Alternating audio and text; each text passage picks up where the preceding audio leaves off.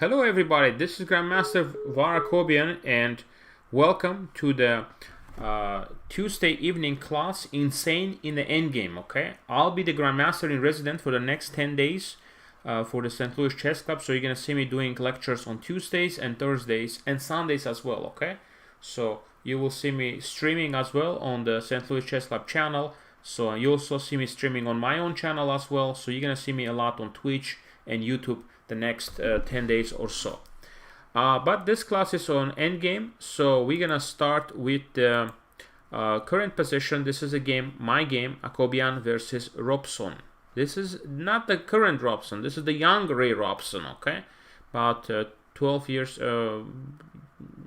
years ago I played against him, so he was only rated 2465.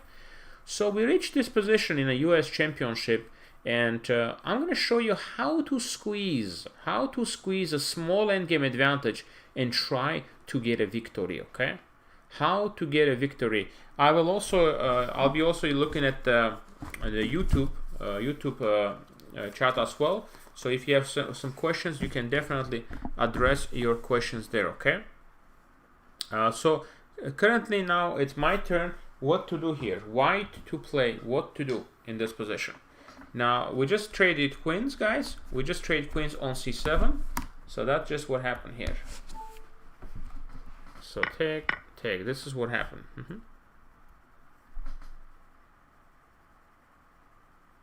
And now, what are we going to do? If you have a choice here, now he wants to take your bishop. So what to do in this position?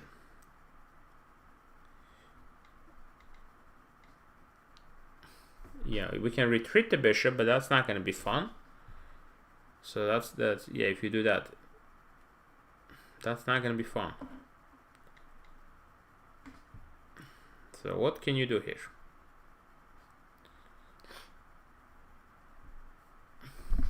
I decided that I should try to weaken the pawn structure, okay?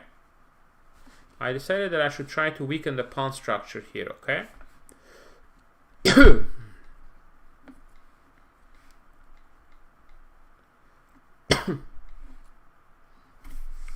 Now I took on f6. Now he takes back. And now we go bishop d5. Centralizing the bishop and now putting pressure.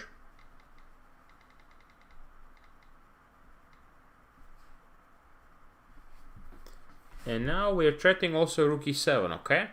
We're also threatening rook e7 in this position.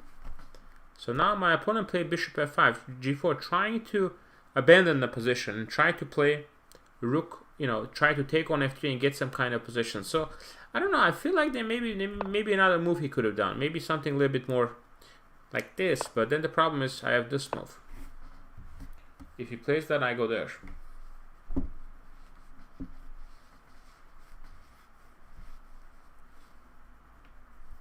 Yeah. So that's what I'm trying to do here. Now I have bishop f7 threat as well, so it's very difficult. Bishop f7 threatening to take on d6. So as you can see, black is also behind in development. The pieces are now moving, so bishop f7 is very tough. So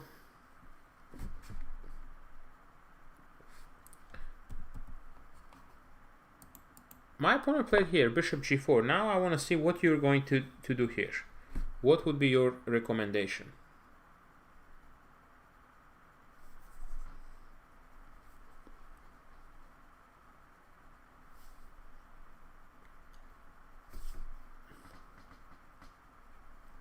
Now, I mean, very natural move. You have to play natural, right? You have to try to activate your pieces, guys. I'm looking at the chat as well now, so if you have any questions, you can mention your questions there as well, okay?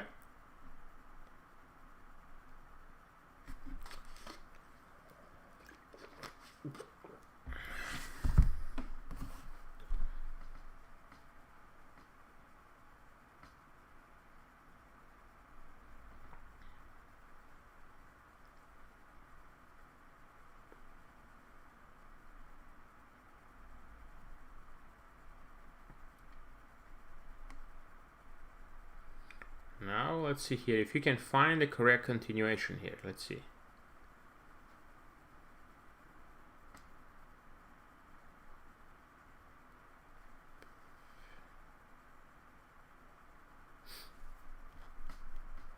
What are the suggestions here, guys, for white to play?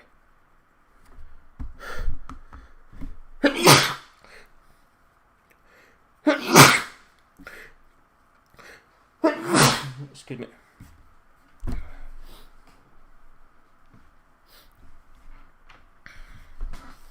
Now we have to try to activate, right? We have to try to activate our rook. Okay, so now we play here. Rook e7. Now the attack is to attack the bishop on f7, and also we have pressure. So now Robson took on f3. Of course, I don't want my pawn structure to be compromised, okay? I don't want the structure to be compromised, so that's why I'm just going to simply take back, okay?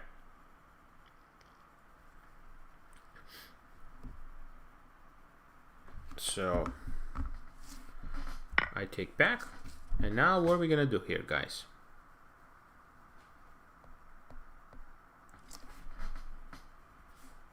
Now he goes bishop e5. So it's, you know, he thought, okay, I will centralize my bishop. I should be able to hold this position. This is what he was thinking, okay? But it's not so simple.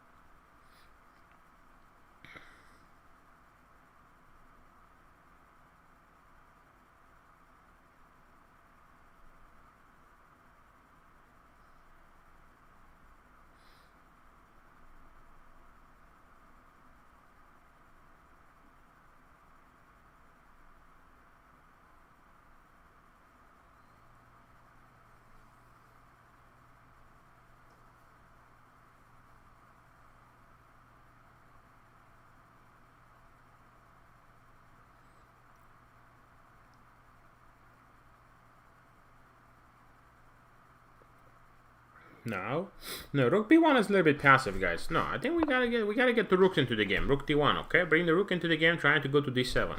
Now he goes here, rook d8. And, you know, if you trade pieces, that's gonna help the player that he's trying to defend, okay? So that's gonna be helping the player with the black pieces. So you don't want to try to trade pieces that much, okay? That's really gonna help your opponent. It's going to help out to him. So that's why you want to keep the pieces on the board, okay? So for that particular reason, we played bishop d5, correct? And now we are threatening also bishop f7 check.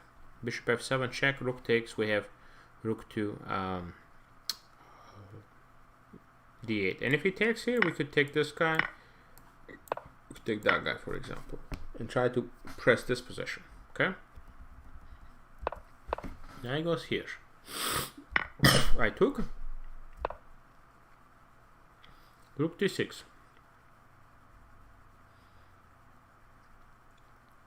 He just wants to play rook. He wants to play rook to d8.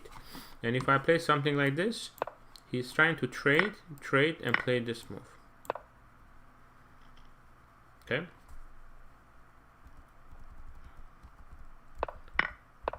So I went here, now I take, now he goes here attacking. Bishop e2. So we reach this endgame, okay?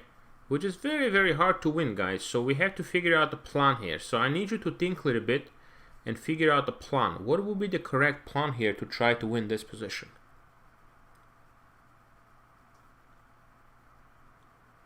What would be the plan here for black? Like a long-term, you need a long-term plan here to win this position.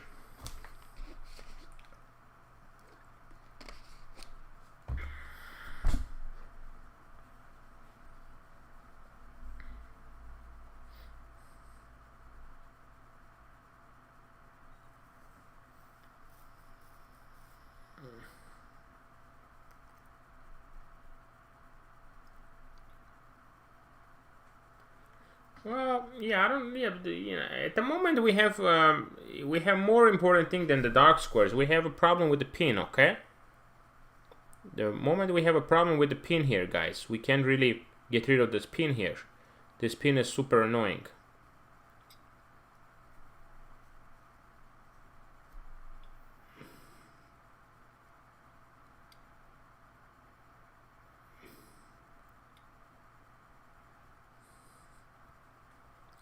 So here I would like to see you have a plan, okay?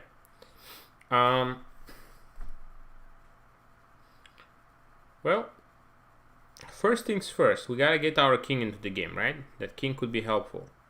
So we start out with king f1. Now he goes here bishop e5. Now he's attacking on h2. And you don't want to put your pawns on the light squares here. You want to try to control some dark squares here as well, okay? You don't want to just play h3 here. Some people might do that, but not you. You don't want to do that, okay?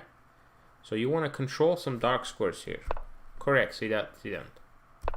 Now he goes king g7. Now, what is the next step here? It's not like a clear-cut plan here, you have to do. You have to just figure out the ideas.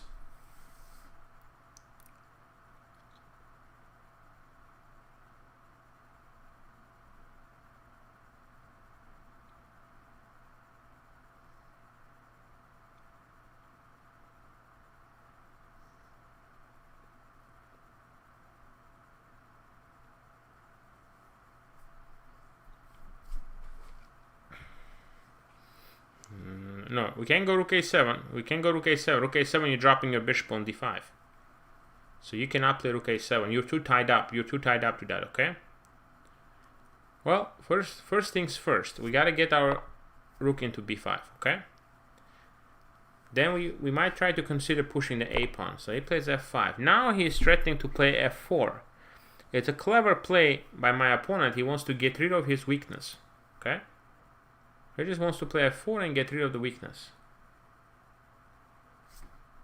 Now we play f4. Very important move because we want to fix the bishop, okay? Yeah, we play this ourselves, attacking the bishop.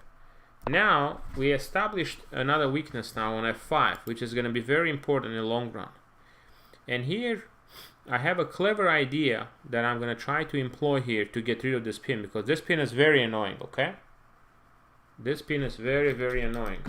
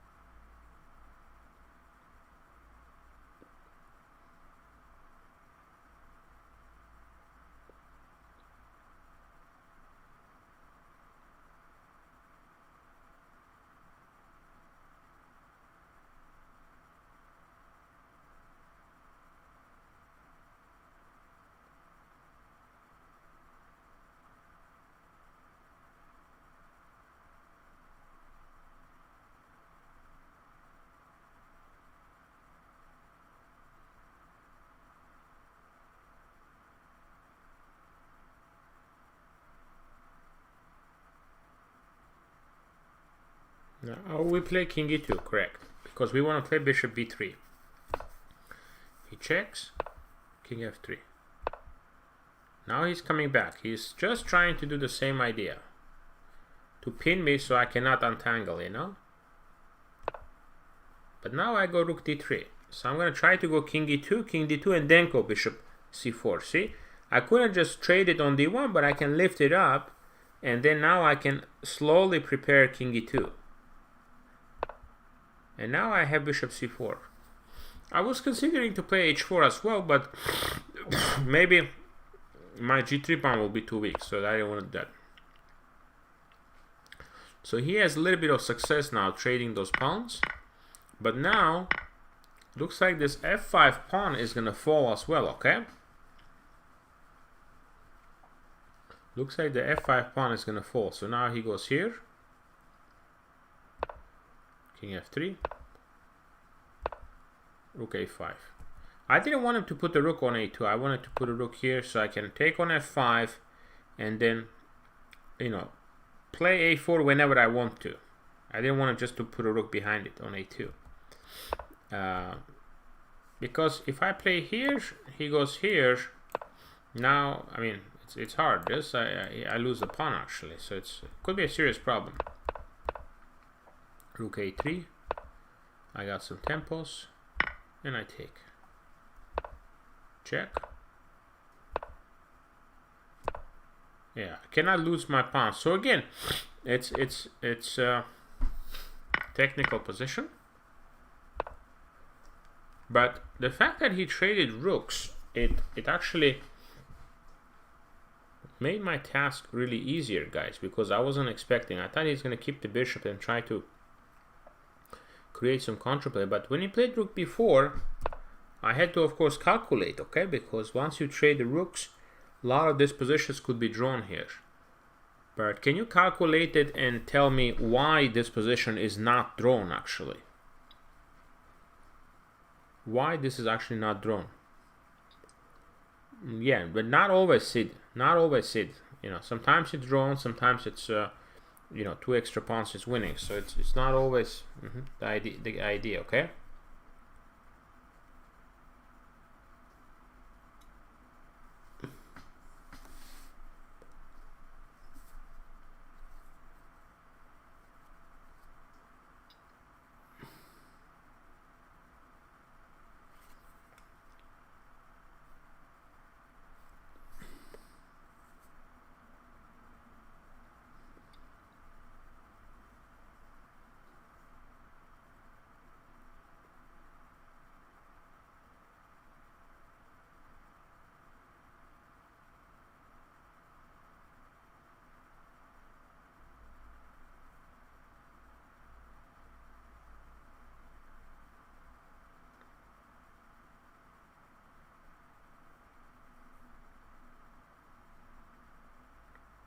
How I trade. And now my king activity is very important. So I start pushing the a pawn. Of course, you have to try to push your pass pawn. Now he goes here. What is the plan here? Because again, we have to be very precise here. What is the correct plan here to win this?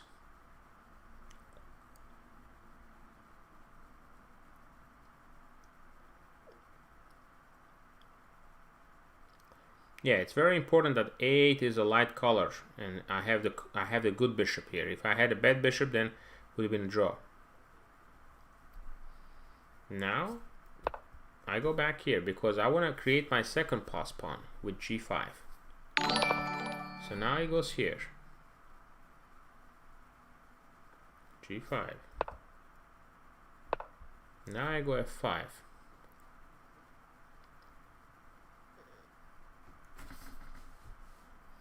And now I'm getting ready to create my second. Now time to. It was tricky because if I had gone here, he has this trick. So probably still winning, but I played here. That way I can open up the door for my king to get in here. Okay.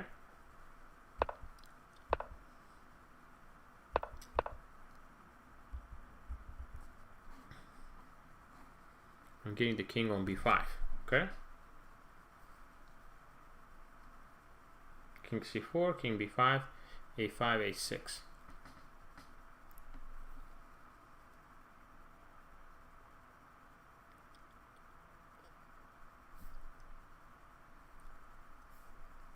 Okay, king c4, king b5, and then I play a5 and a6. Okay, f takes. So yeah, actually my opponent simply resigned because it's just it's totally hopeless.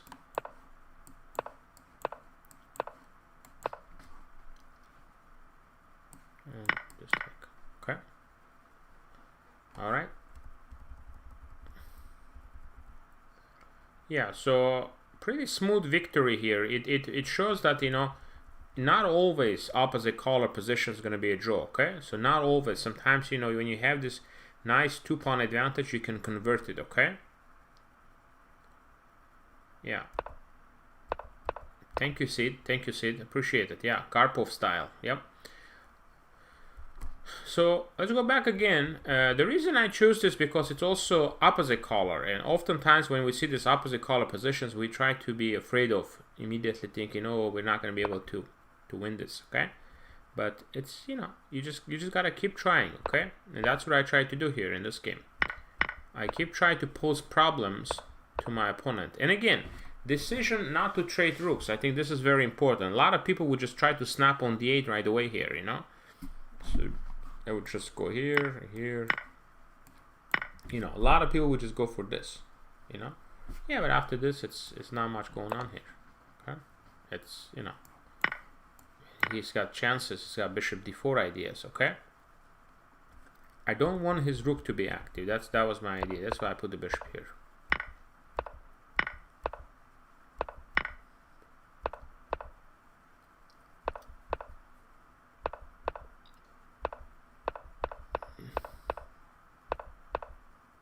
Yeah, and then just basically trading. And again, idea to find this rook d3 idea, okay? I thought this was a very important moment as well, guys, when I played rook d3. When I lift the rook up and found this idea. This is very, very, very important, okay? Otherwise, it's not so clear. So I lift the rook up and have a nice position now. And then as soon as this I play this, now I'm going back to king e2 plan. All right, very good, guys. Now I have some important endgame positions we will work on with you. Some nice endgame studies, okay? All right, hope you're ready. We're gonna try to solve these positions together, okay? Some of them are gonna be new for me as well, so we're gonna try to work it out together, okay? Let's first start out with this one. I don't know, you guys probably seen this one before, but for a new, you know, some of you still gonna be new and might not know this, so let's do this one very quickly. All right.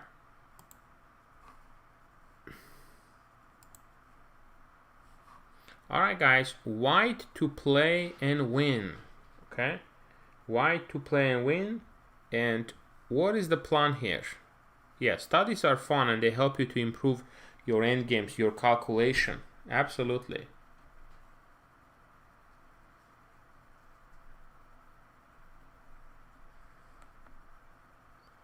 All right, so what are we going to do here? Hello, hey, John Abraham, how you doing? Good to see you.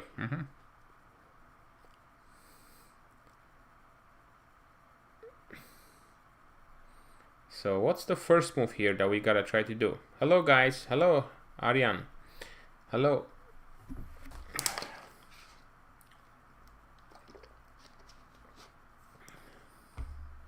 We have to make a knight. Ooh, that would be interesting. That's clever, but we can't. We're pinned. We're pinned, Sid. We can't do that. Because if we do that, then, you know, we would just win the game, but we can't, unfortunately.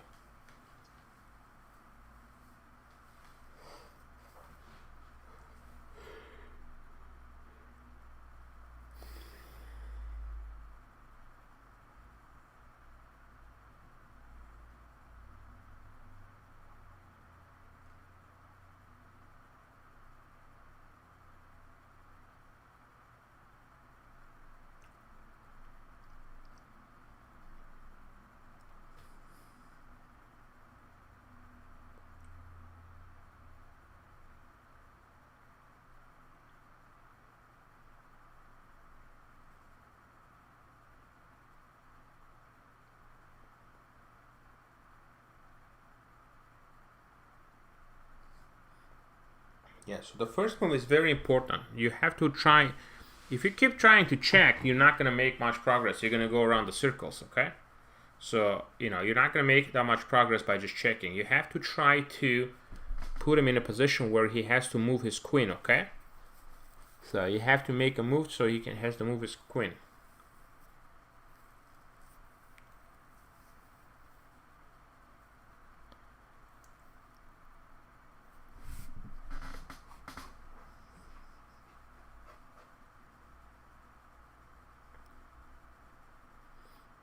Check, I'm not sure. Check, he goes up. So the correct move is queen b4, yes.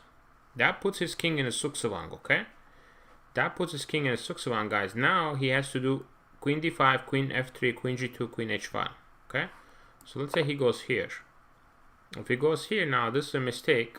It's not a mistake, but it's just gonna lose. So how are you gonna do that?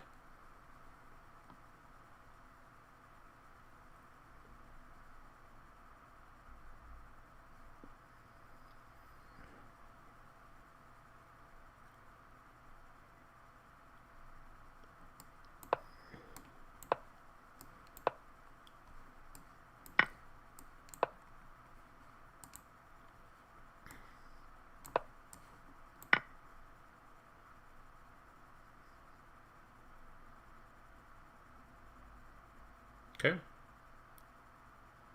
so that's the idea. So if he goes here,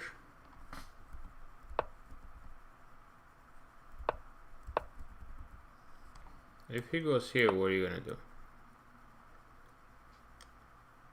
Yeah, we could have done a rook.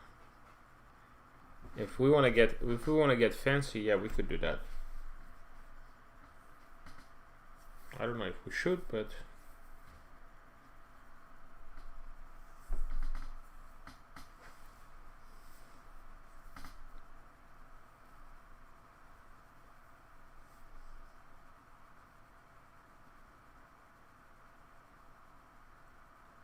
now again, yeah, we just go check.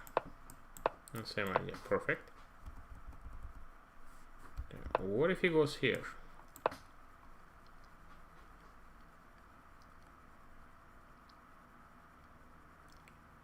Yeah, I mean, fancy moves are nice, but you cannot play fancy all the time, yeah?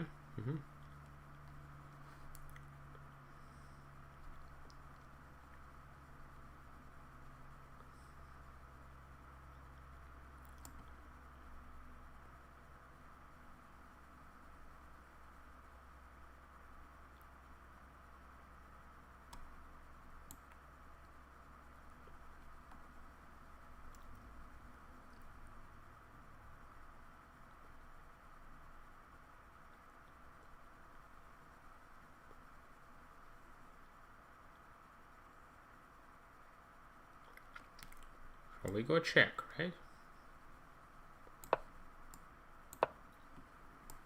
Perfect, again, perfect, correct, Dylan. Now, when we play here, what if he goes here, guys?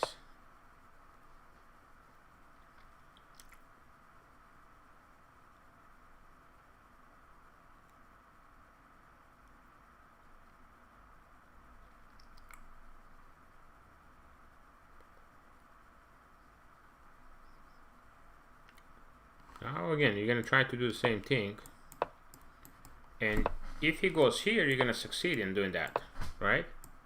You're just gonna drop it down and succeed. But the problem is now he might not comply. He will go here.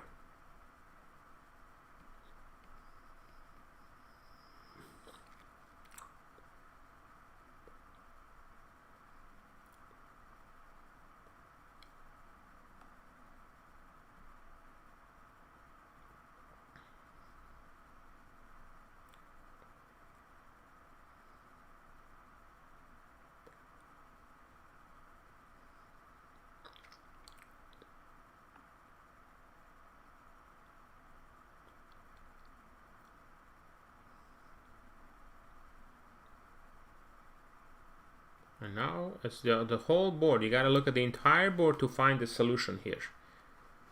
Alright, now I see the answers are coming. Now I see that you're visualizing the entire board, guys. And you are finding the astonishing queen h2 check. Deflecting the queen now, if check. So the king moves away, you take the queen. So he has to take, but now you promote into a queen, and then you skew ring him, okay? And he cannot do anything. King has to move. Thank you for the queen. Got it? King moves away, take the queen. Alright guys, excellent. So again, when you get into queen endgames, don't always think that you have to check all the time, okay? Not always. Not always you have to go check, check, check. Okay? Depending on the position. Alright. Yeah, you put him into a suksavang, okay? And then you will try to win it after that. Alright, this is going to be a really hard one, okay? This is going to be a really hard position, guys. I hope you guys ready.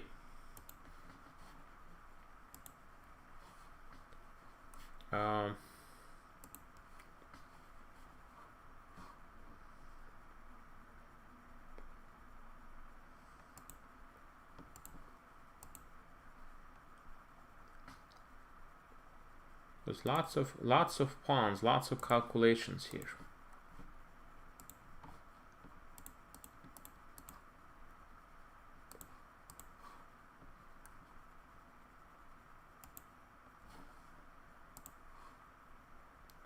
White to play and win.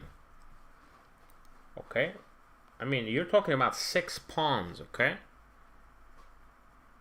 You're talking about 6 pawns versus a bishop, and we're saying white is going to win it.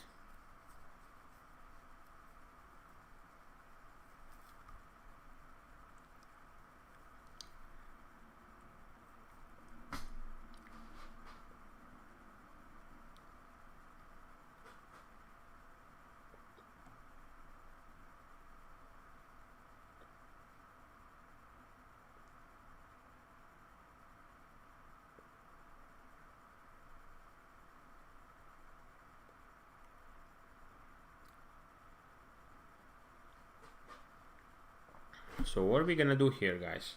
So first things first, okay? What can we do here? I think your first move is clear what you gotta do, because if you don't play correctly, it's gonna be a trouble. So you don't wanna. You might even lose the game.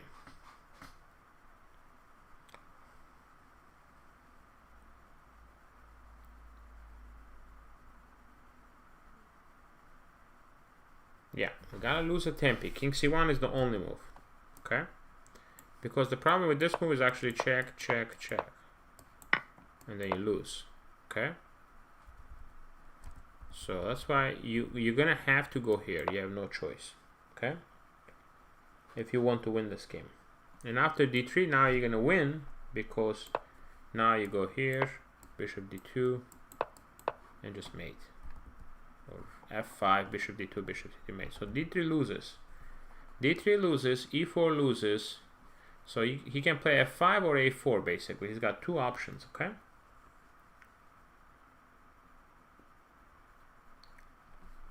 f5.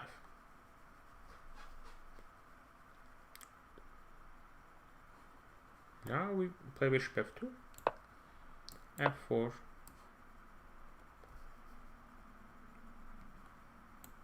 Again, this bishop has no other options, you know, so he has to try to go here. So bishop h4. Now he plays f3.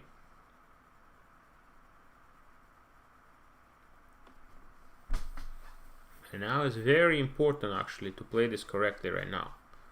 It's extremely important you play this correctly, because you might not even have a draw here.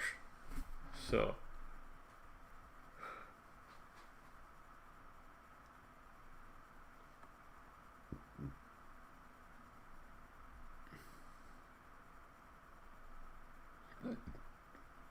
you have to create a threat. You have to create a threat, and you have to force black to start pushing this f pawn, okay? You have to figure out a way to force him to push the pawn.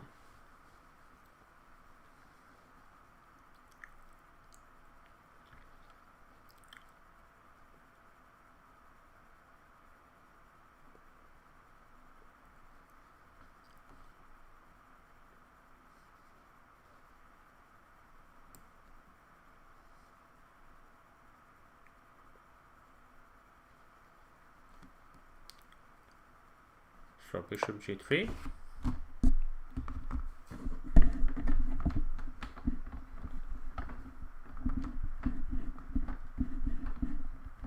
Now bishop g3, putting pressure.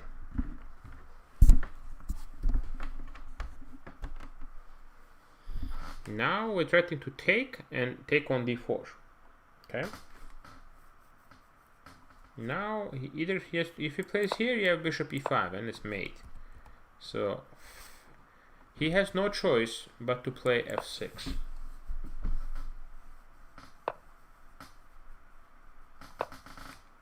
Yeah. Oh, then we have this and mate. So that's why he has to play f6. Now, after f6, we will play bishop to h4, putting pressure on f6.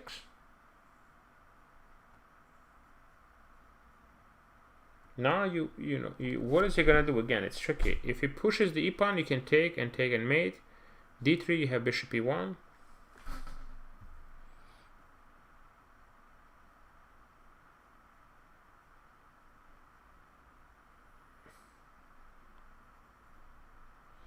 Yeah, now we play bishop h4.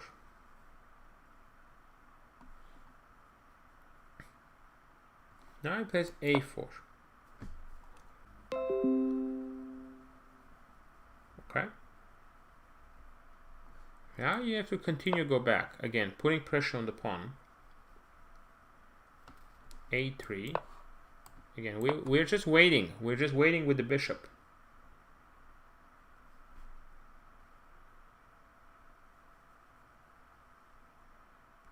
Now he plays here. And as soon as he plays here, now again, this diagonal is getting weakened. Diagonal is getting weakened. We gotta put pressure, right? Bishop h4, correct. Now threatening to take this guy. So he has to play f2. Now you take. Now you go here. Now again, you're threatening to take. So he has to go here. Now you go back here. Now threatening to take on d4.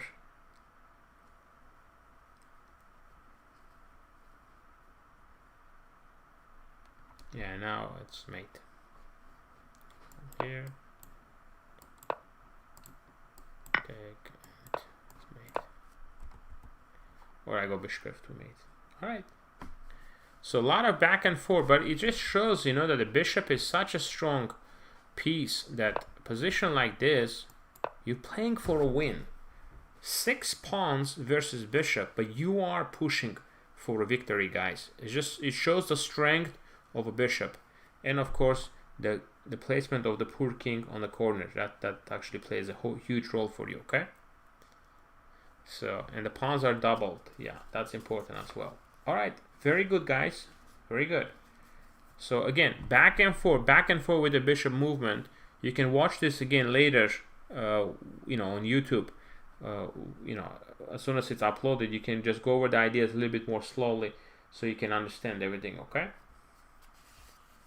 All right, so now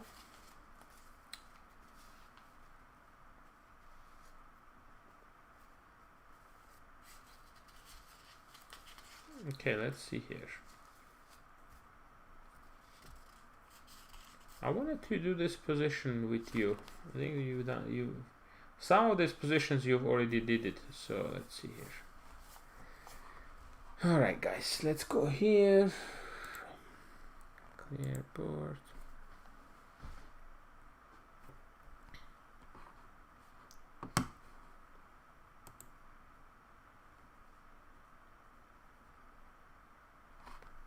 All right.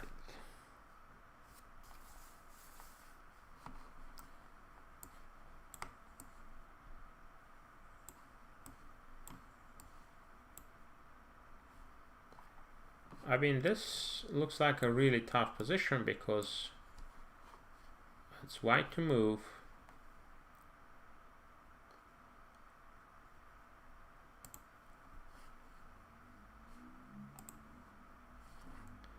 White to move and draw. Okay. The problem is the g3 pawn is very strong and the f pawn is coming in as well too. So what are we going to do? How are we going to try to save this position? Okay. It's very tricky because he just wants to continue pushing. Okay. But with the precise calculation, you're going to be able to solve that issue. Okay.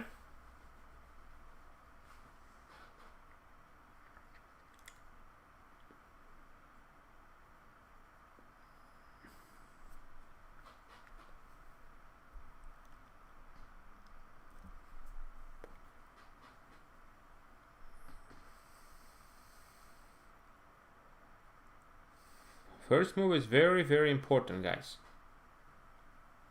First move is very, very important.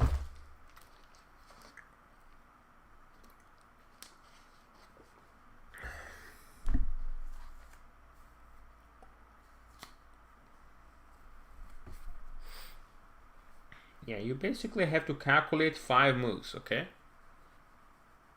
Once you calculate these 5 moves, then yeah, you're gonna be in good shape.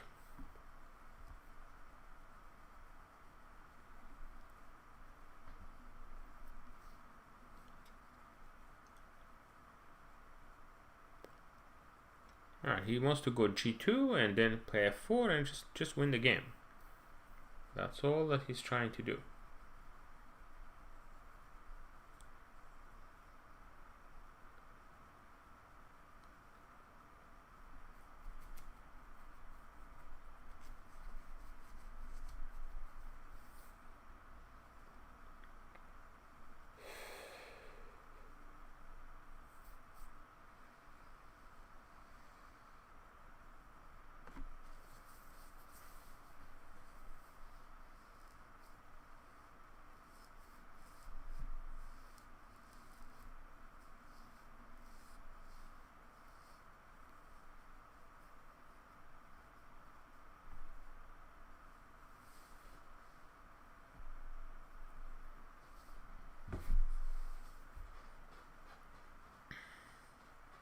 Rook b3, correct, Sid.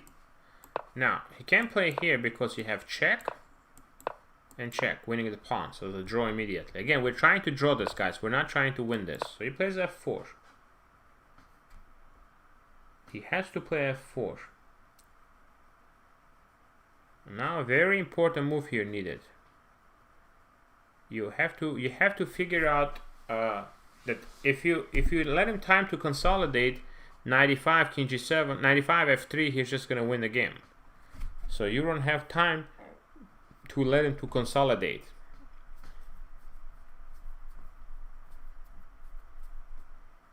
So what's the move here? Rook f3. Now you just want to take, sorry, rook f3. Now you just want to take the pawn. Now he can play g2.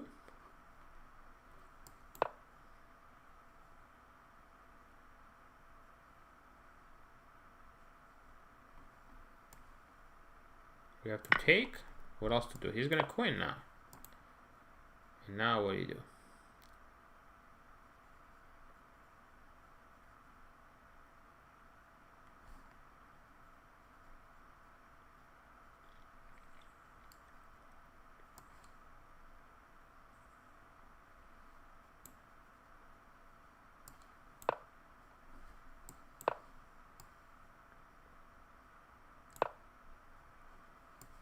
And a stalemate. Perfect. d8, e7 taken, d7 taken, f8, f7. Cannot go anywhere, okay? Now, what if he tries to be a little clever and says, you know what? I'm not gonna let you do that, okay? I'm not gonna let you do that. He's gonna play knight here and control the g4 square. That way now he can queen and you don't have anything. What are you going to do against this idea?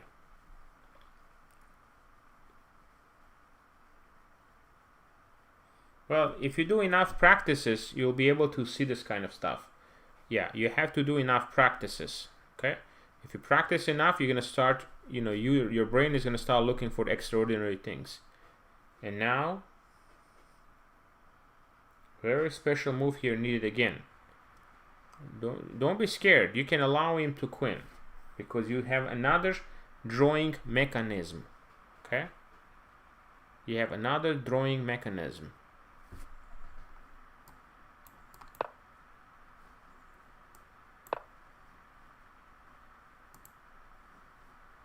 Now,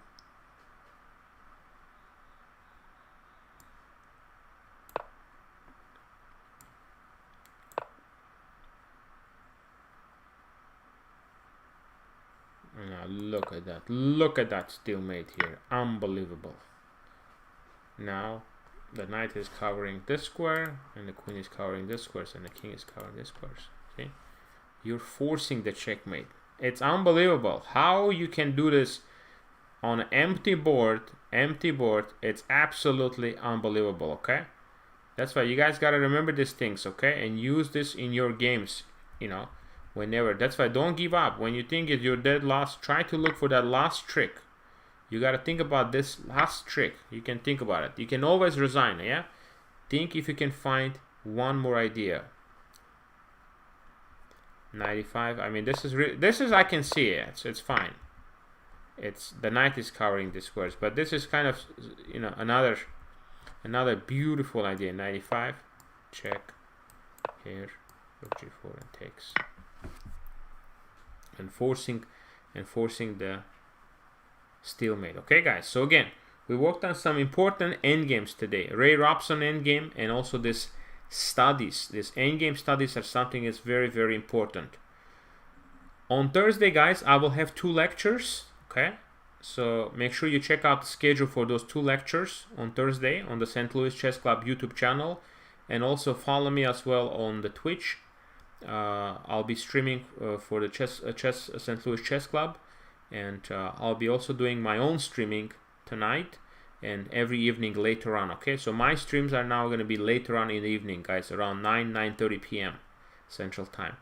And during the day, I'll be working for the St. Louis Chess Club and streaming and doing a lot of different content for them. Okay, all right, I hope you guys enjoyed this endgame class and the game against Robson.